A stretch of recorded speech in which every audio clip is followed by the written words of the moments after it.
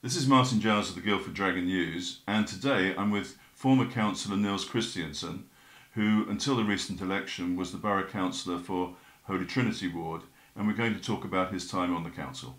Nils, thank you for giving us your time this morning. You were elected in 2015 as a Conservative councillor, Conservative borough councillor. What motivated you to get involved in local politics, and why with the Conservative Party? Two things really, Martin. Two things that I was particularly interested in and passionate about were the reasons I got involved. So those two things are about Guildford, and in particular the town itself, and I felt there was a need for it to change and to develop in a way which it hadn't been developing for a long time. And secondly, health and well-being is a huge interest of mine. The healthcare system, it's something I'm involved in outside of my council work, and I saw the opportunity to get involved in the council was a way to do something about those two things, because the whole health agenda has moved much more into integrating health and care, where in particular the county council but also the borough council is involved a great deal, and obviously the borough council is playing a big role, or ought to play a big role, in the development of the town. So that's the reason I was interested in getting involved. Why the Conservative Party? I've always been a Conservative ever since I was young, Thatcher years. I've always been a Conservative. For me, it was the logical choice. That said, I regard myself as a one nation Conservative now that these things have become more important. And you've written columns in the Dragon about your Remain position with the EU, which you feel strongly about. Has that made your allegiance to the Conservative Party more difficult recently, regardless of the council situation? I mean, my position on Europe, I used to be a very strong pro-European, but that's changed over the years, and I regard myself more as a pragmatic European now. That better the devil you know, and I could never see a good future, a good way of getting out and having a good future for the economy of the country. So that is very much a pragmatic approach to that. Remain was the best of a series of options, but remain and work to reform. So has that affected my relationship with the Conservative Party? Absolutely. To me, the Conservative Party always used to have it used to be a broad church with lots of views, particularly on Europe, but also on other things. And it feels to me that broad church no longer exists, and that the whole party has moved further away from my views on Europe, but also on other matters. So yes. Now, in 2015, after the council election then, many, including me, thought that you were going to rise to the top of the council and get an executive post. Why did that not happen, do you think? Well, ultimately, the executive is appointed by the leader, as you know, and so it was in the gift of Paul to decide whether or not I should be a member of the executive. I did make clear on a number of occasions that I'll be interested in a role on the executive. It didn't happen. Why didn't it happen? I think maybe I was just regarded as difficult.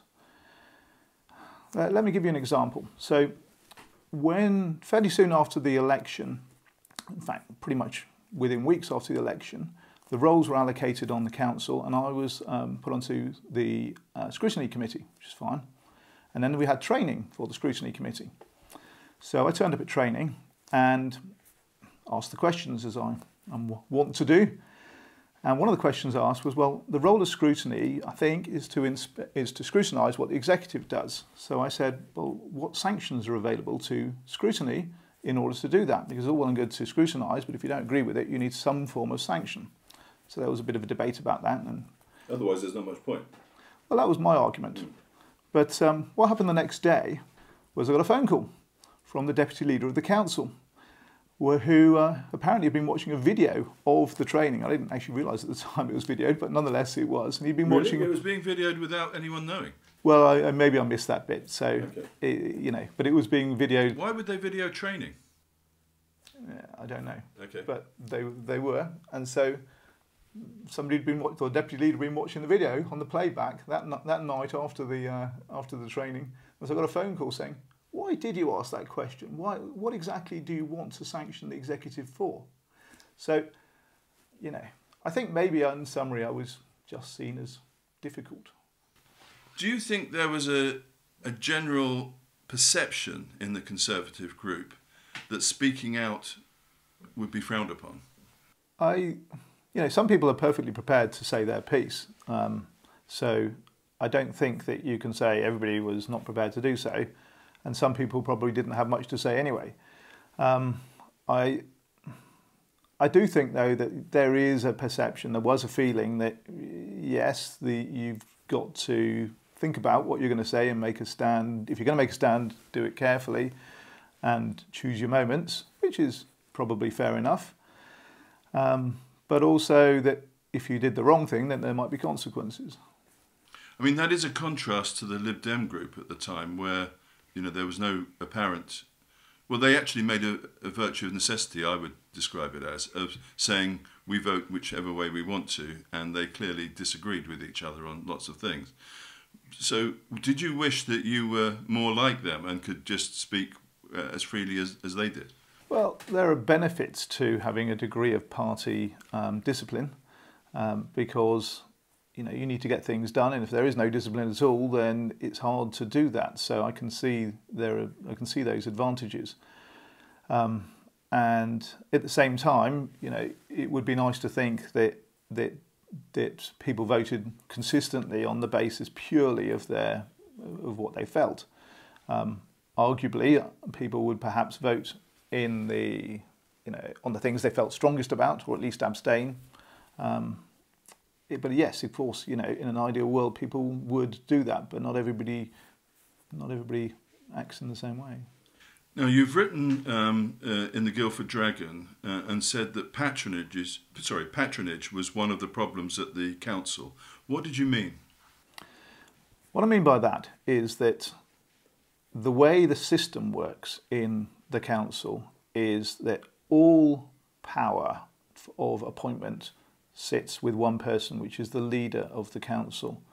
It's very deliberate. That's the way the process is set up.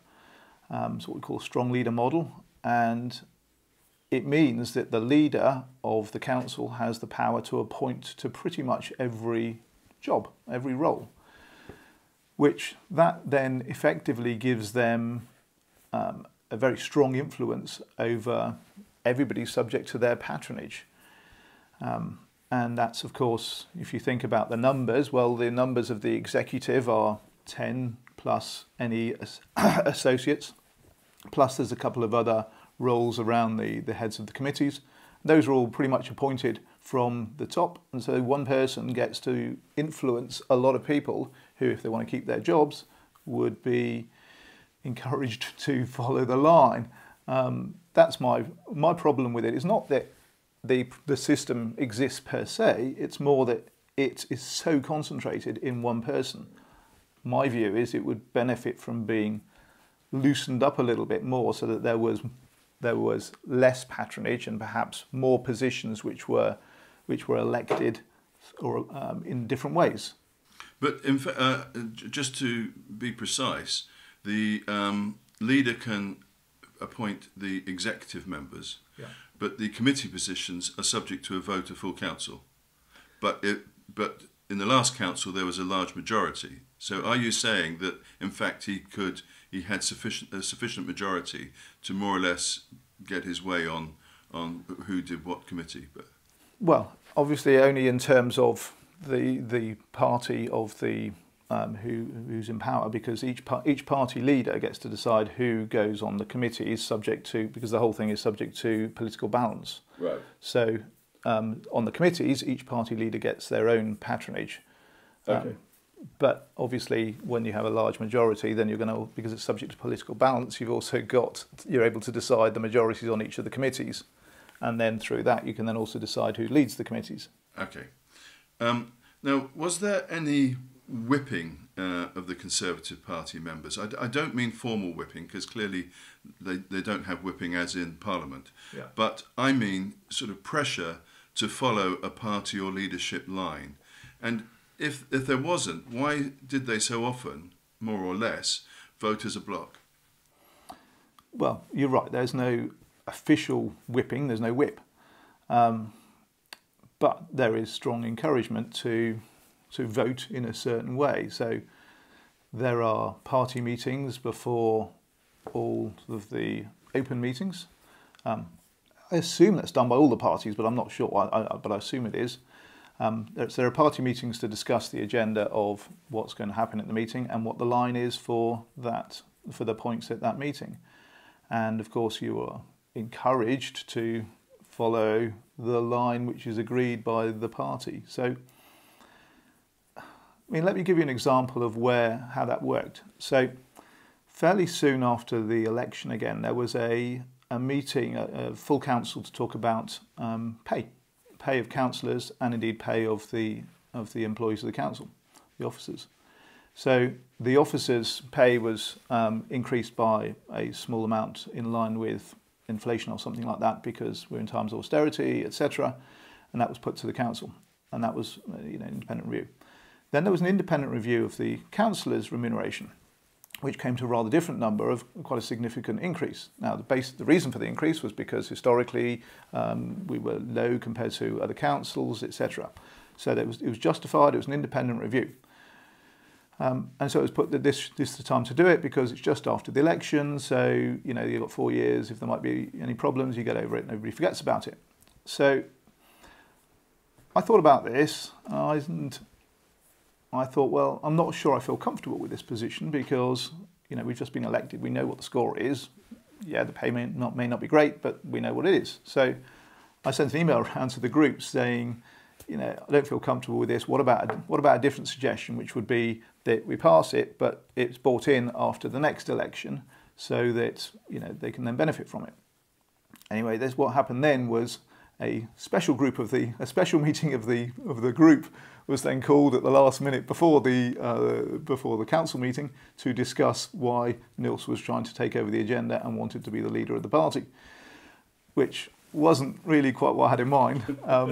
And there was a very public dressing down as to why on earth I would use that approach and why I hadn't mentioned it before, etc. A public dressing down? Well, public within the meeting, yeah. Yeah, but how did you feel about that? I felt quite isolated actually, because nobody stood up and actually supported my position. So it was very, the only words were, against my position. Why do you think others didn't stand up and defend you? Was it because they didn't agree with you, or was it because they felt intimidated? Well, at the time I didn't know. It was fairly recent after the election. I suspect, looking back, people were concerned about the patronage problem. That ultimately their jobs depend on following the line, and so you choose your moments to speak out. Now, you were deselected by the Conservative Party last year in the run-up to the current election. Mm-hmm. Can you run us through, in summary, what actually happened? Yeah, sure. The selection process, there was 3 steps to my selection-deselection process. The first step was selection. So that was in a meeting of the ward, the association in the ward, where there were 3 candidates to be reselected, which were the current 3 candidates that followed process to get to that point, and then it got to the meeting and there was a vote and we were reselected. It was a small meeting, there weren't many people there, but it was unanimous that we were reselected. What then happened was that there was somebody complained that the meeting wasn't quorate, which was interesting because it was no bigger or smaller than most of the other meetings. But nonetheless, somebody said it wasn't quorate, and so the association called it in, as I believe they have the right to do.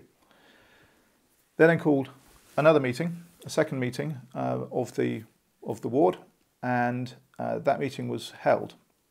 The administration of it was a bit messed up, so that I wasn't actually invited to the meeting. I didn't know it was going on. I had another appointment.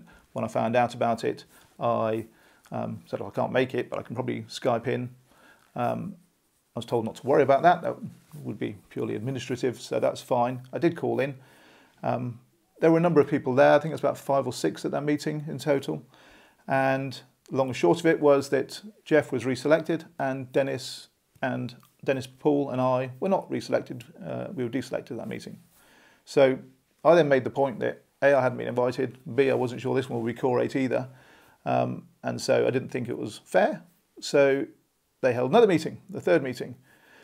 And that meeting was held at the association headquarters on Loseley, and the executive of the Conservative Association was there. So there were probably about 20 people in the room. Who forms the executive of the Conservative Association in Guildford?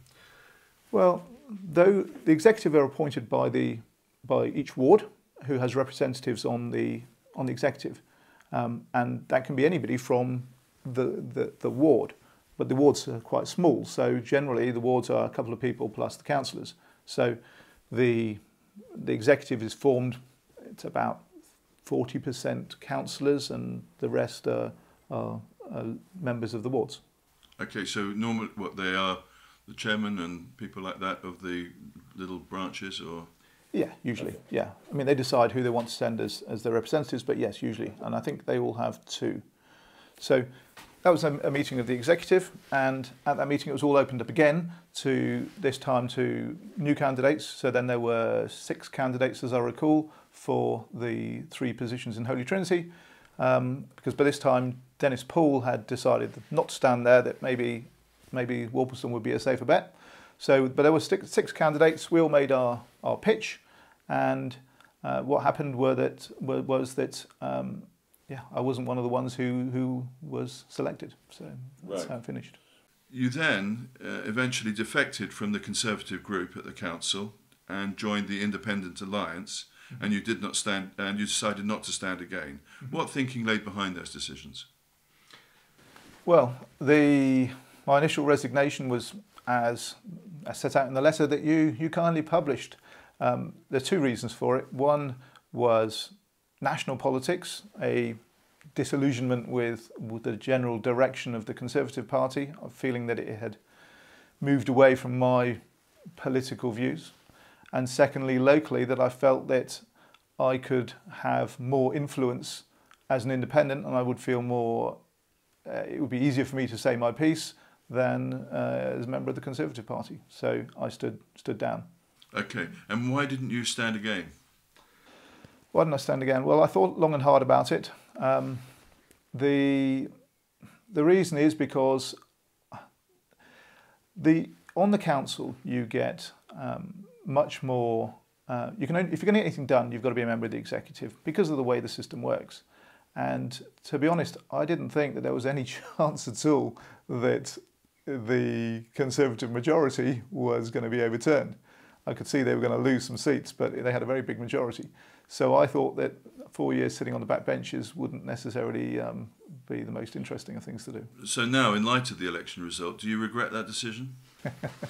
Well, certainly it was a surprise to me. I didn't think that the result was going to be as overwhelming as it was. Do I regret it? I don't think I regret it. It's not kind of the way I work. I think it'll be an interesting place to be right now. So yeah, it will be, sure. But I do regret. Okay. But will you involve yourself as an advisor, say, with the R4GV group? I mean, I think, it's up to them to do what they want to do. And indeed, all the other councillors, I think me as an advisor would not really be a role that they would look to, or I particularly would want to do either. So no. Okay. Now, going back to your experience as a councillor, do you think much heed to the Nolan principles was taken by councillors in your time there?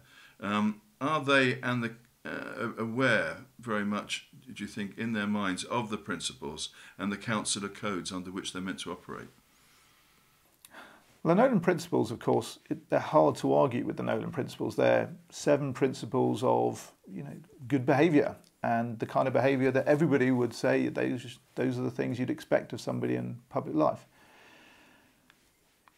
I think that I'm not sure that I ever saw any behaviour where I would say that's contrary to the letter of the Nolan principles.